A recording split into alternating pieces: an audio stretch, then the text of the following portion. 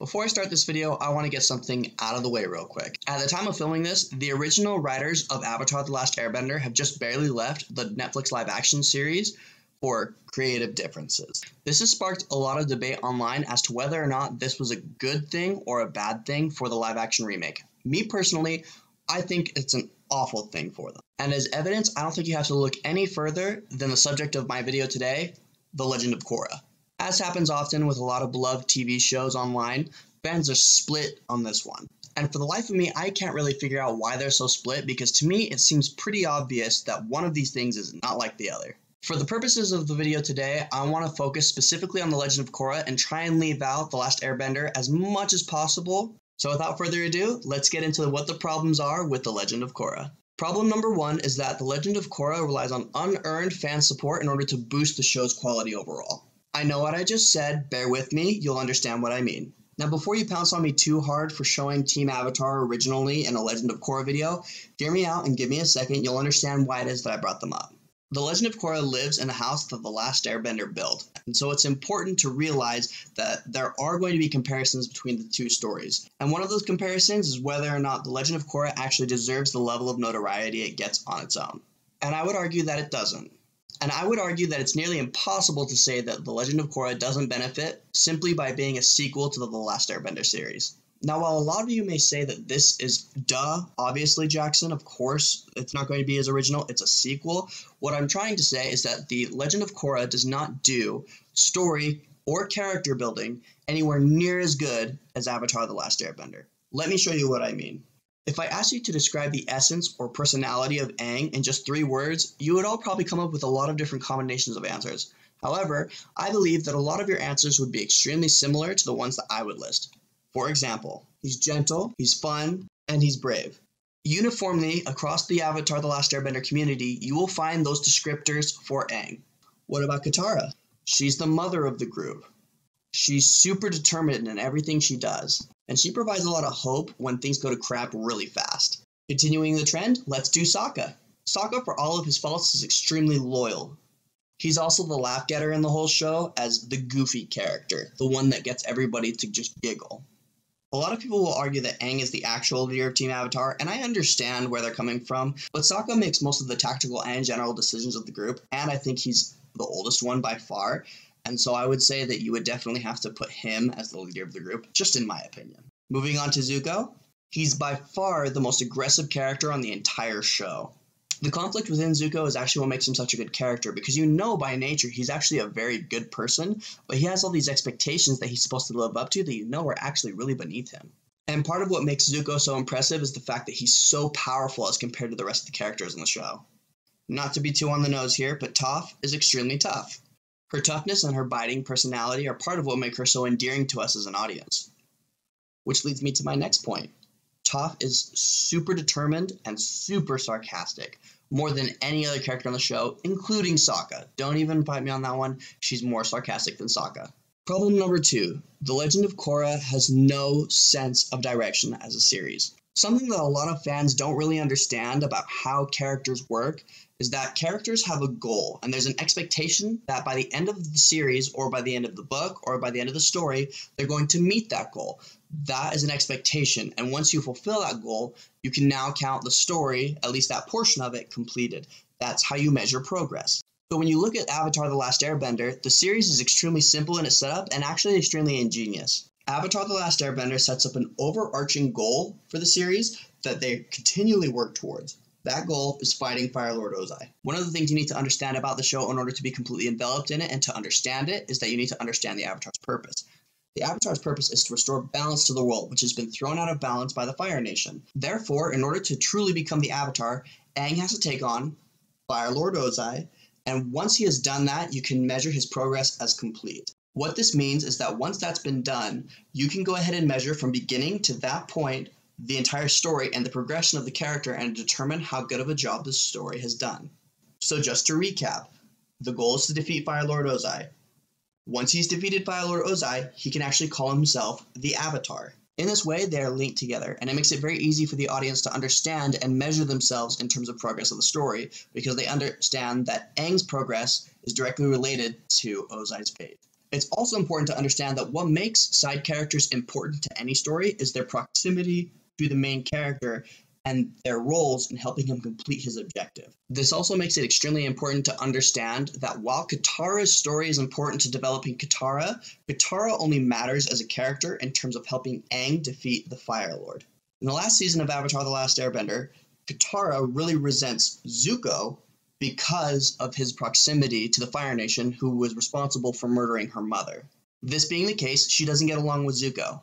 This provides a problem because she's not able to work with Zuko to help Aang, jeopardizing the mission of defeating Fire Lord Ozai, which thus necessitates Zuko helping Katara find the man who murdered her father and resolving that conflict.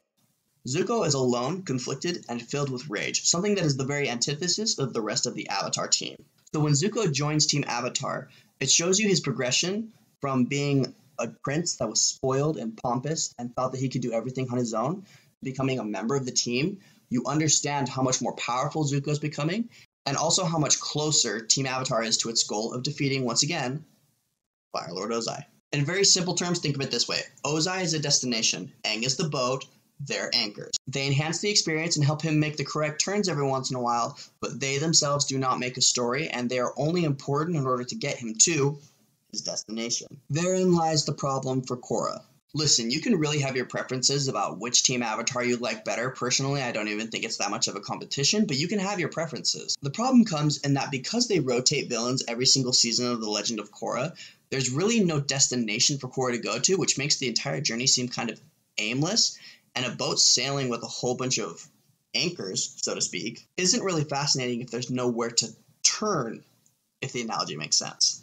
In this way, The Legend of Korra is extremely rudderless. It doesn't really have any direction. You don't really know where it's going to go, and after a little while, you stop caring about where it goes. Because it doesn't really matter how interesting Bolin, Mako, and Asami's side plots are, because Korra has no destination to go to, all of their side content is just much less entertaining Naruto filler. They connect to her, but she is not connected to anybody else. And because she's not connected to a destination, a destiny, or even a place where you can measure progress, the show becomes extremely boring extremely quickly. Problem 3. Korra's transformation doesn't make her a likable character. Oh man, I can already see the comments. I'm gonna get so much hate on this video. But sometimes you gotta say the things that have to be said. Korra is not a likable character at any point throughout the series in any kind of consistent way. Like all characters, Korra's going to have her sparks. She's going to have her moments, and all of us understand that. What I don't understand is why the creators of the show thought that we would root for someone who's brooding, entitled, antagonistic, not humble, and doesn't learn from any of her mistakes for very long. The introduction to Korra as the Avatar is extremely jagged and extremely rough because Korra's actually not a very nice person in general. She's older than Aang was, so she's lost a lot of that childlike touch. And so you spend most of your time watching Legend of Korra wondering why it is that you're watching this 17-year-old girl that hits like Conor McGregor trudge around New Republic City. It honestly gets a little bit unbearable after a while because you just have Broody McBroody up here in the corner, an Avatar who's extremely naive, which is really curious considering her age, the filled with anxiety and question all authority type of Avatar, the brooding because the entire world sucks and it owes me something Avatar, and then just plain old Avatar like normal. Obviously, you need to make the character realistic, but there isn't very much to like about Korra in the very beginning, and as the show progresses, she actually becomes much harder to root for. Problem number 4. The Legend of Korra sucks at romance. Regardless of your own personal beliefs, and putting those aside for a second, there's a weird problem that comes up whenever a TV show or a story of any kind starts to develop a cult following. And that is that cult followings are not able to see any of the series' blind spots, and every single person who does see the blind spots is automatically a hater. For example, every single time that I've been on a Reddit thread or any sort of comment board where they talk about why The Legend of Korra does or does not suck, at some point, someone is called a homophobe or a bigot. We need to distinguish something real quick for anybody who watches this video. The term homophobia denotes a paranoia of gay people. Noting the objective reality that the relationship between Asami and Korra feels rushed and doesn't have any chemistry whatsoever is not homophobia. It's simply bad writing. Korra's relationships within the show are bad on pretty much every single level that you can think of. The relationship between Korra and Mako feels the exact same as if I took a Transformer and a Barbie and I started smacking them over and over and over together and expecting at some point that they would fall in love. It's cringy, it's full of awful moments, it's terrible writing, it's awful awful, awful dialogue. And every single aspect of it makes no sense. And even the way that they end the relationship is out of character since they've been shown to have no maturity up to that point, so they should not have the maturity to end that relationship when it obviously was shown that it was going to be extremely toxic for the rest of forever. The problem in the relationship between Korra and Asami comes in the form of it being, number one, super cliche, but number two, it comes in the form of it doesn't work at all on any level. Asami is a professional useless person for multiple seasons before that point, so it doesn't make any sense why it is that Korra warms up to her so much. The only thing they really had in common was the Mako love triangle, and don't even get me started on the Asami and Mako love thing because that was horrific. And it makes no sense how they developed from having a friendly relationship for the relationship becoming much deeper than that. If you actually think through Asami's personality, she's extremely similar to Mako, which is why they didn't work in the first place. If you think through Asami's personality, she's very similar to Mako in the way that she acts in terms of a relationship, and so she shouldn't work with Korra just as much as Mako didn't work with Korra. And add that to the fact that Asami is a professional useless person, and really, it makes no sense at all. Plus, the whole I'm gonna cut my hair and then become a lesbian thing is super on the nose, even for a Nickelodeon cartoon. Problem 5 is that the show gives you extreme whiplash emotionally, physically, and any other way from its season-to-season quality shifts. This, for me, is the biggest point of contention for The Legend of Korra, and one of the reasons why I think it's not anywhere near the level of The Last Airbender. If I had to rank The Last Airbender according to season, it would go from best to worst, 3, 2, 1. I think the show got better as it went. The Legend of Korra does not follow that trend. Not only does it not get better or not get worse as it goes, it does all sorts of things and it's all over the graph. The first season does a decent job of drawing people in because it draws on something that the audience already knows about, bloodbending, and creates a bad guy out of it with a different method and motive. It doesn't work super well just because Amon's not a super explored character, but in terms of for first season, it's not too bad. It has its flaws, but I can let it have its day. Season 2 is pure hot garbage. It is the worst thing about the entire series. Every single bit of Season 2 honestly should be burned and left to die somewhere in a dumpster fire. Displacing them from New Republic City seems like just a way to get them outside of it and make the world seem bigger, even though if you've already seen The Last Airbender, you already know how big the world is, and it seems like you're just trying to do too much with bringing in the spirit world. And I wonder why it is that you would use Korra as the person to explore those things, since Korra is not really into the physical, let alone the spiritual. The rules of the spirit world aren't very consistent, and they're not very thought out. Definite thumbs down for me in pretty much every single category. Now, Season 3 was interesting because it took the dumpster fire that was Season 2, and it actually did something with it that I thought was actually fairly interesting. Reviving the Airbenders, even though it makes no sense in how it was done, was actually a pretty interesting move because it gave the show a lot more of a dynamic.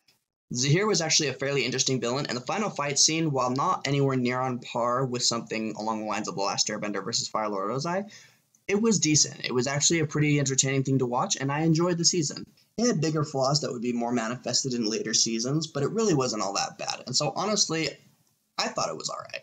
And I don't really have all that much to say about Season 4. It was messy, it didn't make any sense, the ending felt like it was super rushed, it just was not all around anything that I would really recommend anybody watch. In fact, if I was to recommend anything, I would say that you should end at 3 and leave it there. So what's my take on all of this? Honestly, I think that there are a couple things they could have done to fix the series. I think leaning more towards curious instead of arrogant would have probably made Korra a lot more of a likable and relatable character, since nobody wants to think of themselves as the dick in their own story. I don't know who decided that the whole cut my hair and date Asami thing was a really satisfying ending, because it really wasn't. It was something they shouldn't have done. It's something that doesn't make any sense on its face. And I'm telling you, the gender doesn't matter. It's about the character. It makes no sense when you actually put any thought that a second grader could put into it. And it doesn't matter to me whether or not she's gay or bisexual. The problem for me, in terms of storytelling, lies in the fact that Asami and Korra are about as compatible as water and electricity. And lastly, I think if you leave out everything to do with the spirit world, your story gets much better immediately. It feels a lot like Star Wars, when George Lucas was trying to science every single bit of the Force to death, and so he started creating things like midichlorians. No one cares, no one likes it.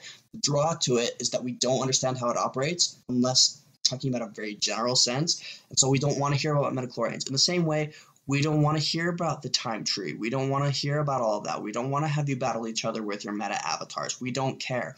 We want to see the world operate with very loose rules that everybody can generally follow, instead of getting into this really precise tick for tat, rule for rule aspect that you don't even follow anyway, and it just kind of ruins the experience, and it kind of ruins the mystery, the magic aspect of the story. And here's the thing. I'm not going to give it a thumbs down. I think it's savable. I think it's a decent show. I think it's a not very good sequel to the Avatar. I will give it this. It's better than what it looks like the live action is going to look like. But there is a lot of ground to cover between an show and probably one of the greatest animated shows that has ever been created in the history of American television. Like I say every single video, please leave a comment and a like below if you really enjoyed the content. Subscribe if you want to see more, and I'll talk to you guys later.